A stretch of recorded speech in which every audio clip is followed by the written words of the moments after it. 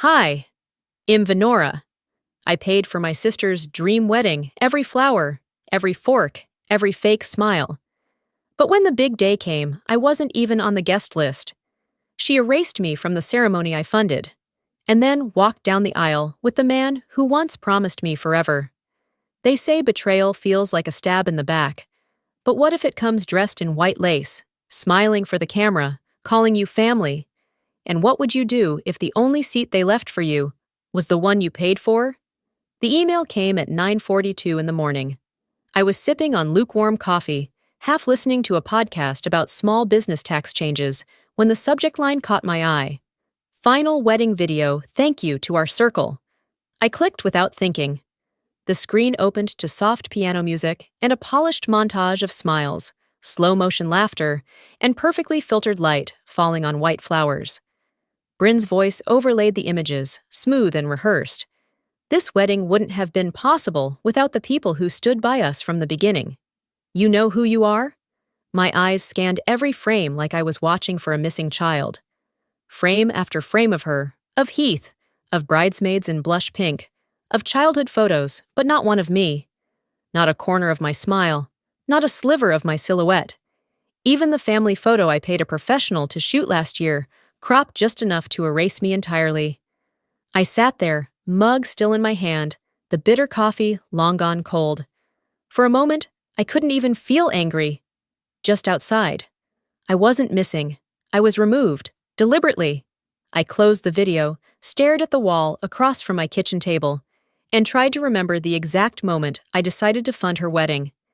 It was after Thanksgiving dinner. Bryn had come to my apartment alone, for once. No cameras, no half-hearted brand collabs. Just her, in my living room, saying she wanted something small but meaningful. She hadn't saved enough, and our parents were long out of the financial picture. I told her I'd cover it. No conditions, no strings. Just one simple request: let me know what you need. What I needed, clearly, was not invited. I never asked to be in the spotlight. I didn't even want a seat at the head table. All I'd hoped was that, maybe, paying for this day would close the long, ugly gap between us. That some shared joy could make up for the years of her subtle jabs, the performative apologies, the backhanded compliments in front of friends. Maybe, just maybe, being part of this one chapter would write over a dozen others. Instead, it's like I was never written in to begin with. A notification buzzed on my phone. Amber, a mutual friend from college, had sent me a video clip. It was Bryn trying on her wedding dress in a bridal boutique, laughing, twirling, smiling at herself in the mirror. At first, I almost swiped away. Then I looked closer. She turned, adjusted the neckline, and a glint caught my eye. I froze the frame and zoomed in. The necklace. It was the one Heath gave me for our 2-year anniversary. A small emerald drop, set in silver, with a matching clasp I used to fumble with in hotel bathroom mirrors. I remembered the night he gave it to me, Christmas Eve, snow piling against the windows of a cabin we rented in Asheville. He had said, "This is only for you." So why was it now hanging around Bryn's neck? Not just the wedding, not just the money, not just the photos. She had taken the last thing that had ever felt intimate, real, and undiluted by her curated world. She wasn't just marrying my ex. She was wearing my memories. I wanted to believe it was a coincidence, that maybe he had given her a similar piece. But Heath was never one for repetition. He believed in unique experiences, and that necklace wasn't mass-produced. I had it commissioned. For 2 years, I never got closure. Heath had simply disappeared. One day, he was in my bed, brushing my hair behind my ear, whispering goodnight. The next, he was radio silence. No fight, no fallout. Just an empty side of the bed and my texts hanging in the void. I screamed. I cried. I buried the pain under deadlines and new projects and early morning runs through cobbled streets. I told myself it didn't matter, that maybe he just wasn't man enough to say goodbye. Now, watching her laugh in my necklace, I felt the sharp edge of a different possibility. Did Bryn know back then? Did she already have her sights set on him while smiling across family dinners, pretending to care about our breakup? Was this part of a story she'd started writing behind my back years ago? I stood up, walked to the drawer next to my fridge, and pulled out an old receipt file. I found the one from the jewelry shop, folded with care. The date, the description, the name on the receipt mine. I stared at it for a long time. Then I opened the video Amber sent me again, and paused it on the frame of Bryn in the dress, the necklace catching the light. Her head was tilted, her hand to her collarbone, like she was claiming something, like she had won. My hand trembled, but I didn't cry. I paid for that memory, I whispered, and now it belongs to someone else. I didn't expect the wedding venue coordinator to sound so confused when I introduced myself. I'd called to confirm the final floral arrangements, simple, harmless, but the pause on the other end of the line dragged on a beat too long. "I'm sorry," she said, her voice light but firm. "Are you Bryn's assistant?" That one sentence knocked the wind out of me more than I cared to admit. "No," I answered too quietly. "I'm her sister." Another pause. Then she continued, as if reading from a screen. "Well, all of the vendor contracts are listed under Ms. Bryn Hall. I'm afraid we're not authorized to make changes or disclose details to anyone else." I didn't hang up right away.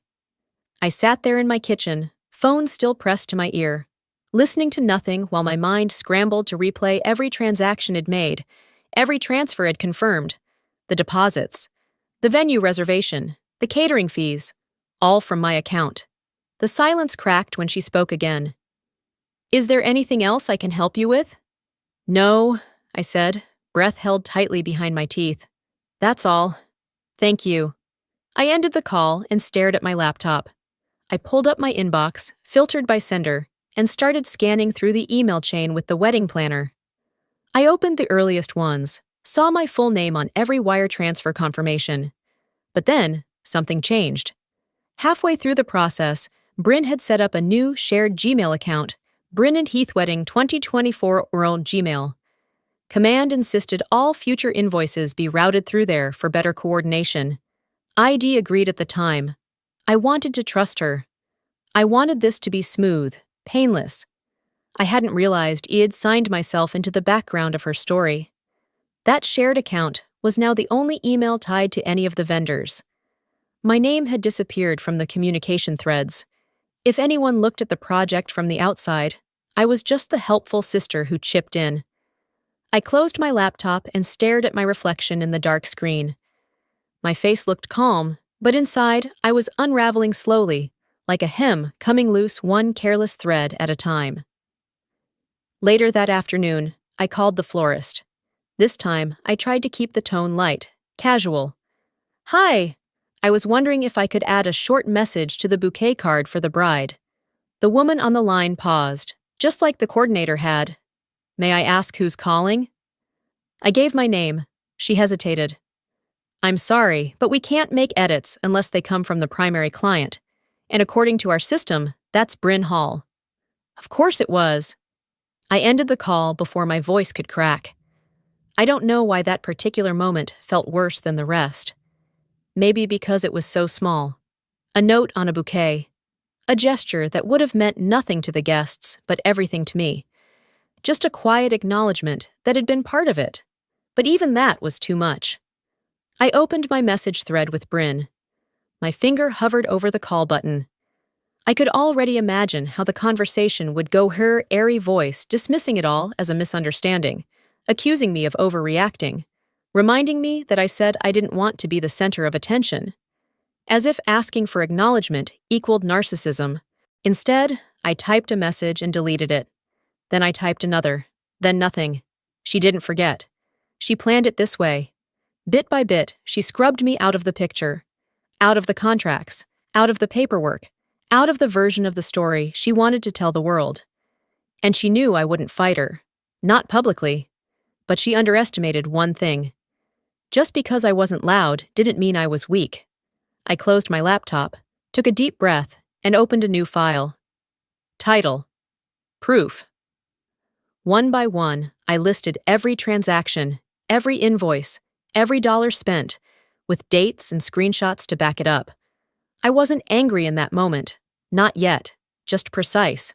She thought I'd funded a wedding, but I was beginning to realize I'd financed my own erasure. The apartment was quiet, except for the soft hum of the ceiling fan. I lay on the couch, the same one where Heath used to sit with his feet on the coffee table, drinking peppermint tea he claimed not to like. My phone screen lit the room in a faint glow, showing the last text I'd ever received from him. It was 4 years old, a single thumbs-up emoji. For months after he vanished, I'd scrolled through our entire message history more times than I care to admit. At first, trying to find some clue, then just out of habit. I told myself he probably panicked, that maybe he didn't know how to end things, that perhaps I was too intense, too serious, too unwilling to pretend I didn't care. But tonight, that version of the story didn't sit right anymore. I tapped the search icon in our chat, just to feel like I was doing something. I typed the word breakup. Nothing came up. I tried done, then over. Still nothing. Then a message from Megan popped up, a memory from Facebook, a photo of all of us at Bryn's birthday dinner 3 years ago. The one where Heath was already distant. The one where Bryn kept refilling his wine glass, like it was some kind of flirtatious reflex. I sent back a quick thumbs up, followed by, "Wow, feels like a lifetime ago." I haven't seen Heath since shortly after that. She responded almost immediately, "Wait, didn't you break it off?" My stomach nodded. "No." He just stopped responding. There was a pause, then a screenshot. "This is what he showed me," Megan wrote. "He said you sent this the night before you stopped talking." The screenshot was of a text thread. My name at the top, my profile picture. The message, "It's over. I can't do this anymore. You're not the man I thought you were. Please don't contact me again." Dated 11:12 p.m., 3 days after Bryn's birthday dinner. I never sent that. My heart pounded as I stared at the screen. It looked like me. The phrasing, the tone, it was exactly the kind of message I might have written in a moment of fury. But I hadn't. I knew I hadn't. I opened my email, scrolled back to security notifications, searched for that week. There it was, an alert from my old Apple ID, showing a login from an unfamiliar IP. Charleston area. A device listed as Bryn's MacBook Air. I sat very still. The pieces came together too fast, too clearly. Bryn had access. ID given it to her months earlier when I got locked out of an old email. She offered to help, said she could reset it from her laptop. I never changed the password. I remembered the night Heath stopped texting back. I'd assumed something awful happened. Maybe he got cold feet. Maybe he realized I wasn't what he wanted. No. He got that message, and he believed it. She didn't just take him.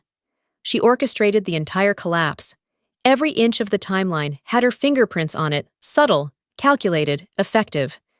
This wasn't about falling in love. It was about eliminating me. I opened an old photo album, not digital, an actual one, with sticky plastic pages and notes in the margins.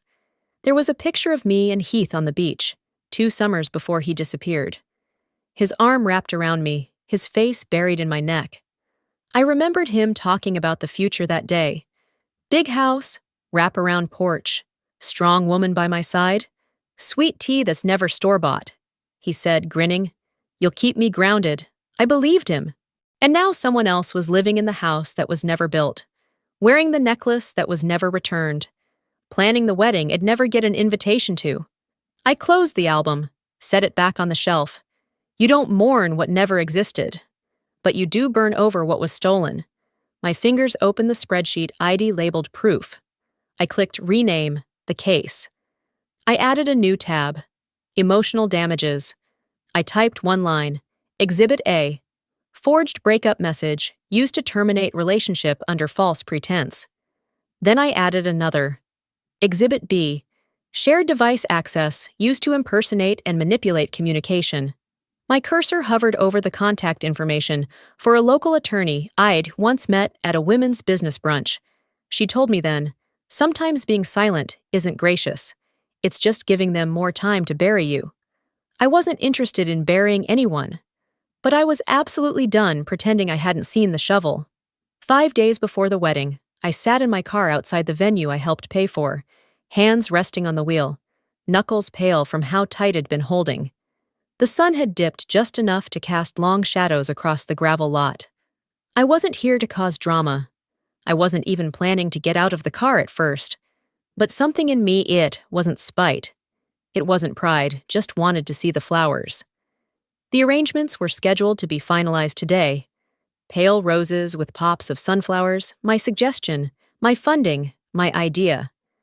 I'd pictured them 100 different ways, imagining how they might soften the otherwise stark columns of the old southern estate Bryn had chosen for her storybook moment.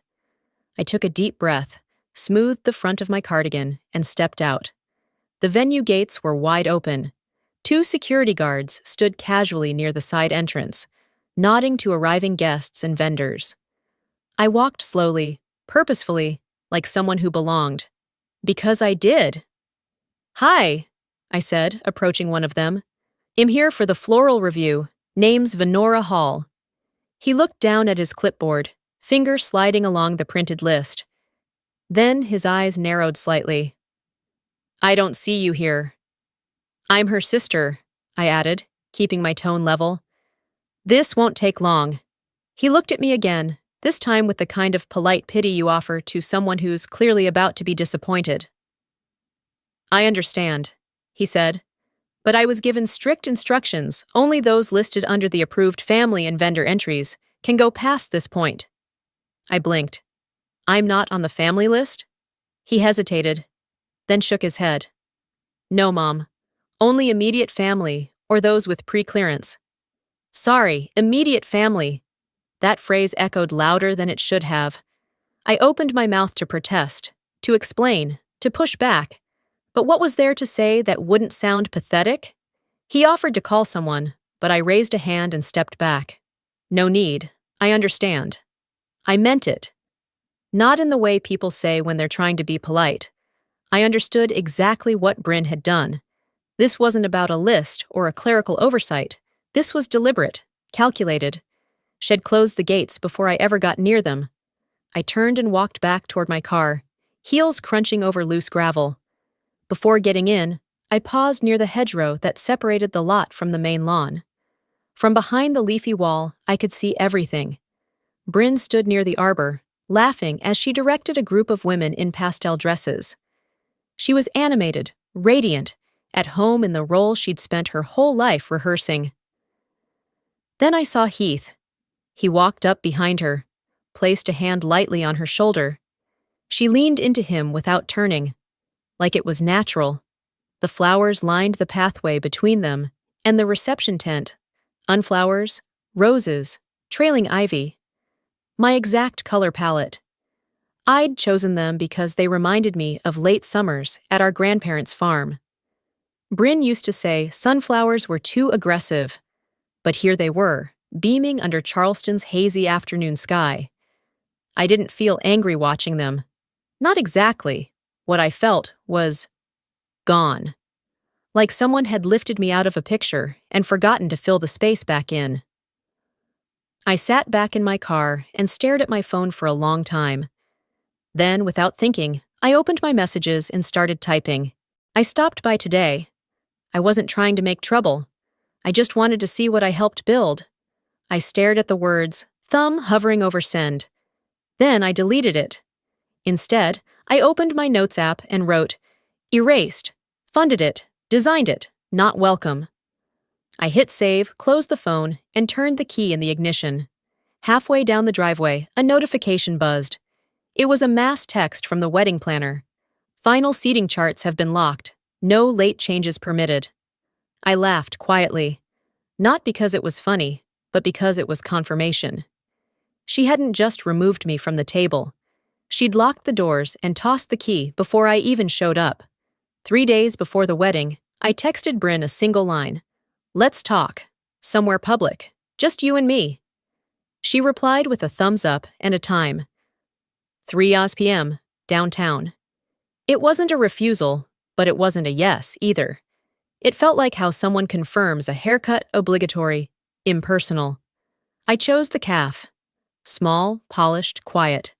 No risk of confrontation spiraling into spectacle.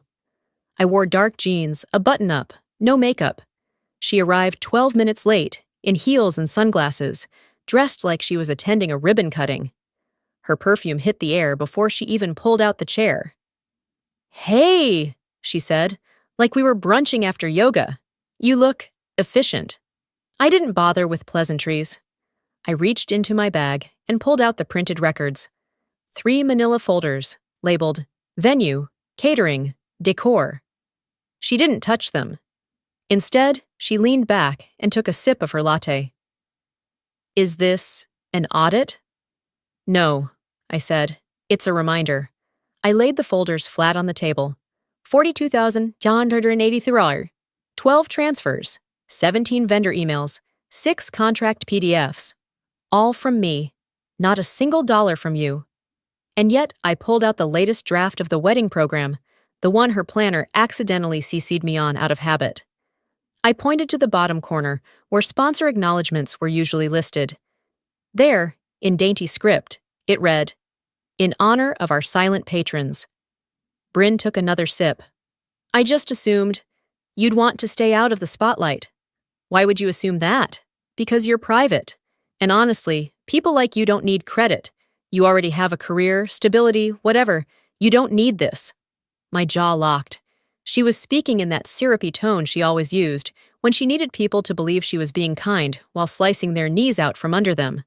I didn't raise my voice. "What you did wasn't subtle. You erased me. On purpose." Bryn smiled slightly. "This isn't personal, Ven. It's image management. Too many hands make things messy. The narrative works better if it's just me and Heath pulling this together. It's cleaner." I could already hear her rehearsing this same line at her post-wedding brunch. Telling people I'd been difficult, that they tried to include me, but I'd chosen to be dramatic, that they kept it classy. She didn't care about truth. She cared about optics. "I'm not here to fight," I said calmly. "I'm here to make it clear. You crossed a line and am done pretending I don't see it." She leaned in, her smile twitching. "Are you threatening me now?" "No," I replied, reaching for the folders and stacking them back into my bag. "I'm promising clarity." She said nothing for a few seconds, just drummed her nails against the ceramic cup. "I guess I expected you'd be more grateful. Most sisters would be." "Grateful?" I looked her straight in the eye. "I paid for your fairy tale, and you edited me out of the credits. That's not gratitude, that's theft with a smile." She stood first, adjusting her sunglasses like Wed just wrapped up a business pitch. "I'm sorry you feel that way," she said, which of course meant she wasn't sorry at all. I waited until she was gone, the scent of her perfume still trailing in the air like a smirk. Then I opened my phone, navigated to the folder it labeled the case. I added a new note. Contingency plan execution date, rehearsal night. I didn't need her to admit what she'd done. I didn't need her to apologize. What I needed was for anyone to see what she truly was, without me having to spell it out.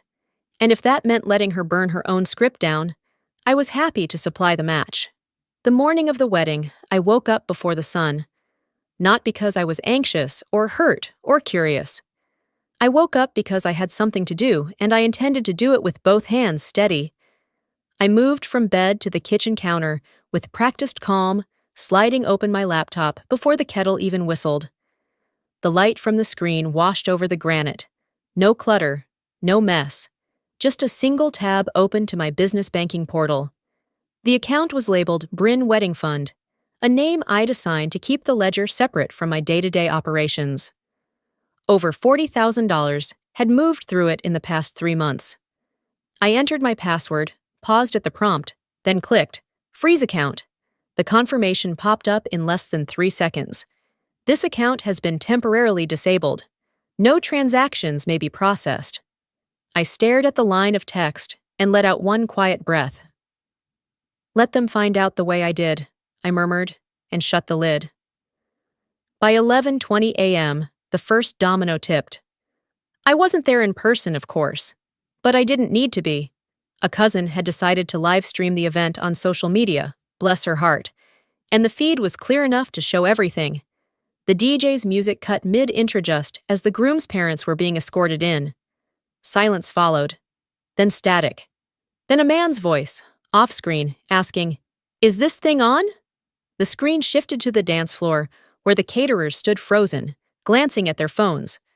One of them was already on a call, mouthing the words declined and reversed. Bryn's voice appeared next. Sharp. High. She stormed toward the catering staff in heels too tall for the speed she was walking. The plannered-faced and visibly sweating followed her, gesturing frantically to someone just off camera. I could see the tension bleeding into the guests. The smiling stopped. The small talk fizzled. People pulled out their phones, looked around. A woman in a pale blue dress leaned over and whispered something to a man in suspenders, who shook his head and frowned. The feed glitched, then cut out entirely. I set down my tea and let the silence of my apartment settle in like a warm coat. The whole thing was happening 20 miles away, but it felt like it was on another planet. My phone started buzzing around noon. First it was the wedding planner, 3 calls in a row, all unanswered. Then Heath. Then my father. Bryn didn't call until nearly 12:40. I didn't pick up. Instead, I listened to the first few seconds of her voicemail. "What did you do? You think this is delete?" I didn't need to hear the rest. I already knew how it ended. They always ask what you did, never what they did to make you do it. I made myself lunch turkey sandwich, no mustard, and watched the wind stir the blinds in the living room. It was the calmest it felt in weeks. My heart wasn't racing. My palms weren't sweating. There was no glee, no triumph. Just space. Space to think. Space to breathe. When I finished eating, I opened my email. Addressed a message to every vendor on the event roster. Subject line: change of sponsorship status. Body text: effective immediately. I am no longer funding this event. Please direct all outstanding balances and communications to Ms. Bryn Hall. All services rendered beyond this point are not my responsibility. I added my lawyer's contact at the bottom in case anyone decided to get clever. Then I hit send. One click, one shift in balance. My phone buzzed again. I stared at the name, Bryn. She was still calling. This time, I picked it up not to answer, just to block. 2 days after the wedding disaster, I got an email with the subject line, "Cease and desist, pending litigation." I read it twice before I even clicked. It was from a boutique law firm downtown. Their logo was gold embossed in the signature line, as if that made the accusations more credible. I skimmed the body of the message, already knowing the shape of what it'd find. Allegations of intentional disruption, sabotage, and financial damage to a legally binding ceremony. Bryn's name was written in bold, all caps, like it had its own gravitational pull. I didn't feel scared. Not even a little. What I felt was tired, in that way you feel when you realize someone is still trying to win a game you already walked away from. I forwarded the email to my lawyer with a simple note. As expected. Within the hour, I was seated across from her in her office, a tidy space lined with framed degrees, and no patience for dramatics. She wore a navy blazer, no jewelry, and a small grin that said she'd seen much worse from much richer people. She read the message in full, then exhaled through her nose. "This is adorable." I couldn't help smiling. "I've got the receipts," I said, sliding over a USB drive. "Oh, I know," she replied. "And I've got the timeline, the bank records, the vendor statements. She wants to make this public?" "Let her." "Well, respond with facts and a PDF index." I nodded. "No statements from me, no social media, just paper." "Smart," she said, tapping a key on her keyboard. "Let them spin their story. We'll anchor ours in contracts and screenshots." By the following morning, a local blog that covered Charleston weddings posted an article titled, "Luxury Wedding Crumbles Mid-Ceremony. Sources Cite Frozen Funds and Legal Fallout." I didn't leak it. I didn't need to. That kind of mess travels on its own legs. A second article popped up an hour later. This one named Bryn directly. Unconfirmed but credible sources say the bride's estranged sister had been the sole financial backer and was quietly removed from all acknowledgments prior to the event. Heath's employer shared the article internally. A friend who worked in HR forwarded me a redacted screenshot. He was now under reputation review.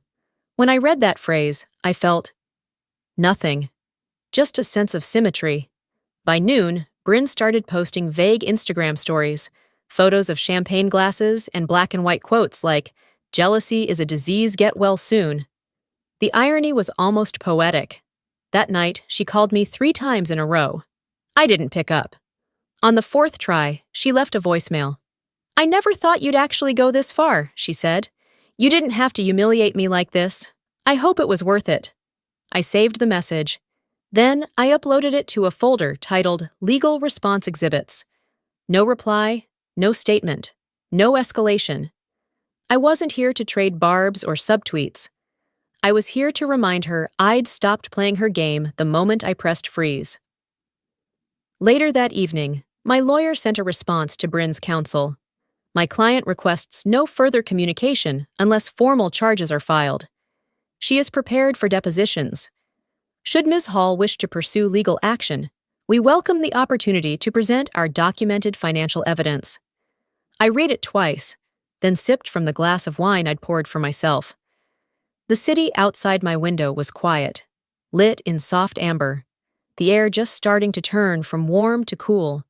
For the first time in months, I didn't feel like I was surviving her story. She was finally surviving mine. A week had passed since the last letter from Bryn's lawyer hit my inbox. Silence followed, no calls, no statements, no more late-night rants disguised as voicemails. I thought it was finally over. Then Darlene texted me. "Can you stop by for tea? There's something of your mother's I think you should have." I stared at the message for a while before replying. We hadn't spoken face-to-face since before the wedding. I hadn't seen her at the ceremony, not even in the blurry live stream. I assumed she hadn't been invited. Or worse, had been told not to come. I agreed to meet her that afternoon. She still lived in the same quiet beige house just off Rutledge Avenue. The porch hadn't changed. Neither had the potted ferns that flanked her front steps, or the faint smell of cinnamon that always lingered in her kitchen. She led me to the sunroom, where my mother used to read in the late afternoons. Everything about the space, its stillness, its filtered light, felt like stepping backward in time. A needle of something sharp pressed behind my ribs. Grief, maybe, or guilt for avoiding it so long. Darlene brought out a wooden tea tray and sat opposite me without saying much. For a moment, we just listened to the quiet. Then she reached down beside her and brought up a small navy velvet box. "She asked me to keep this for you," Darlene said, her voice soft, back when she knew she wouldn't have long. I opened the box slowly, already knowing what I'd find. Inside was my mother's wedding ring. Not just any ring, but her ring, the one she wore in every photo. The one I used to slide onto my finger when I played dress-up in her closet. Gold, slender, with a tiny marquise diamond flanked by 2 emerald chips. I stared at it. "I saw this on Bryn's hand during the ceremony," I murmured. "I thought she had a replica made," Darlene said. "She found a photo of the ring in one of your old scrapbooks, brought it to a jeweler, and had it copied. Without asking. Without saying a word." I didn't respond. The weight of the box in my palm was enough. "She wanted it because it looked meaningful," Darlene continued. "But your mother gave this to me, told me to hold it until you were ready.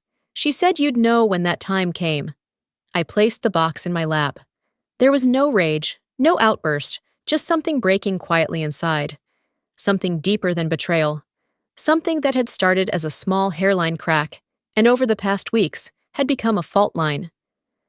That night, I rewatched the wedding livestream. Not out of masochism, but because I wanted to see for myself. I wanted to know.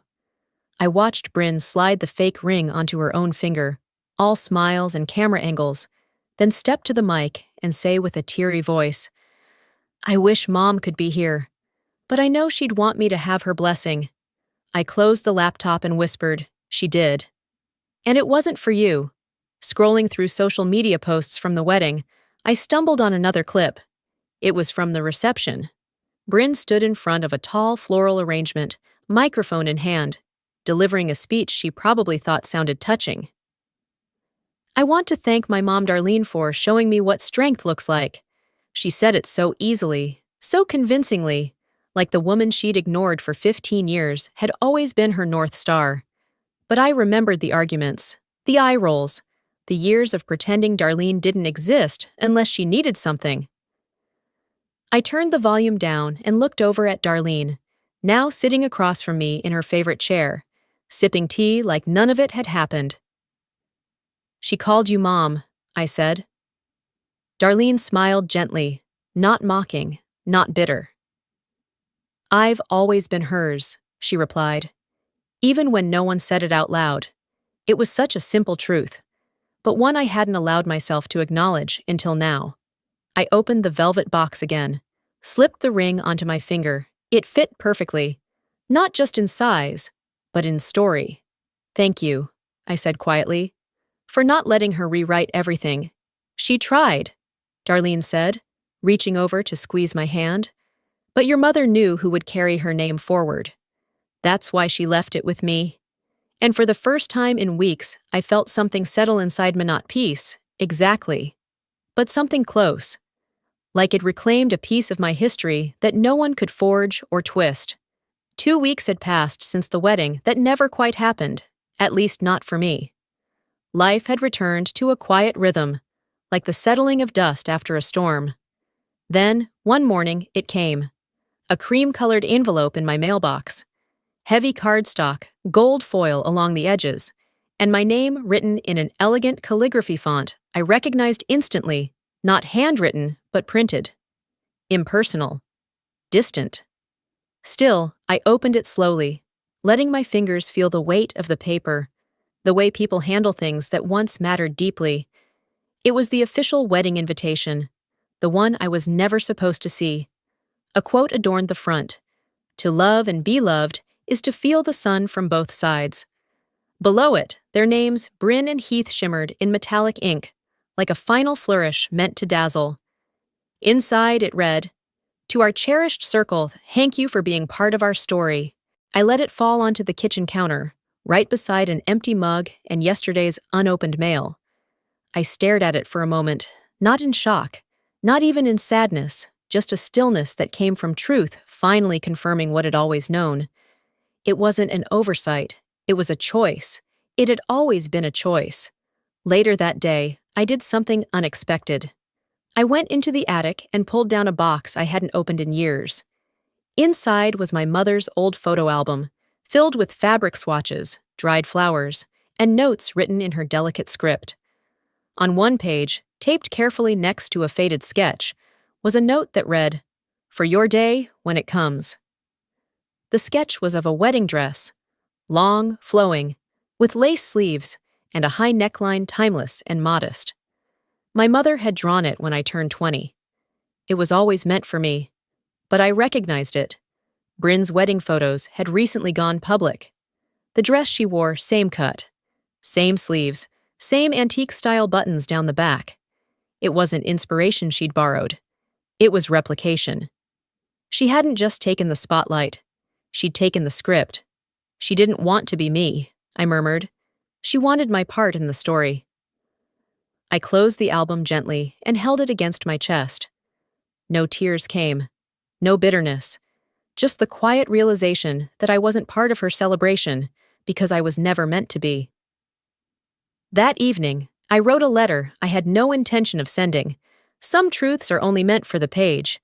"Bryn, you didn't win. You didn't lose. But I walked away and I didn't look back. That is a freedom you'll never buy. You wanted the applause without the performance. You wore my past like it was a costume, but you didn't earn it. And deep down, I think you know that." I folded the letter and slipped it into the velvet lining of my mother's jewelry box, resting it beside the real ring, the one that mattered. Not for its value, but because of what it stood for. Legacy, choice, survival. The next morning, I went for a walk along the waterfront trail I used to stroll with Heath, back when dreams were still shared in whispers, and the future felt like a promise. I passed the bench where he once said, "One day, this'll all be ours." Now it was just a bench, just a stretch of sidewalk, just wind and salt and time. There were no ghosts left to greet me, just air, just peace. Farther down the trail, I saw a young couple posing for engagement photo sloughing, awkwardly repositioning, the way people do when they still believe in magic. I didn't look away. I didn't tense. Instead, I touched the ring on my finger, my mother's ring, and whispered aloud, "Some inherit pain, some inherit gold. I inherited both. And I won't waste either." I kept walking, feeling the breeze shift as if the harbor itself had exhaled. At the end of the path, I found a bench. I sat for a while, letting the noise of the world fade behind the rhythm of the tide. I didn't need closure. I wasn't waiting for apologies or recognition. I wasn't hoping for a door to open. I had built my own. And I had locked it behind me. Some wound scab, some wound scar. The difference is in how we carry them. Scars don't beg for pity. They don't demand revenge. They just say, "This happened." And I survived. And I did. I didn't get the wedding. I didn't get the toast. I wasn't on the guest list. I wasn't thanked in any speech or tagged in any post. But I got something else. I got my name back. I got my voice back. And I plan to keep both. There comes a time when you stop needing apologies and you start craving clarity. For me, that time came not with revenge, but with release. Sometimes, walking away doesn't mean weakness, it means finally choosing yourself. When people try to rewrite your role in their story, you have two choices: chase their version or write your own. I've learned that not everything broken needs fixing. Some relationships aren't meant to be repaired, they're meant to be remembered as lessons. And sometimes the most powerful thing you can do is quietly refuse to participate in someone else's performance. What about you? Have you ever been erased from a story you helped build? Did you ever choose silence, not out of fear, but out of strength? If this story touched something in you, if it reminded you of something you've lived through, leave a comment below with the number 1, or tell me where you're watching from. I'd love to hear your thoughts, your experiences, even your disagreements. And if this video didn't speak to you, let me know why. Every voice matters. If you'd like to hear more real stories like this, raw, human, and honest, make sure to subscribe to the channel so you never miss the next one. Your story matters, and someone out there might need to hear it next.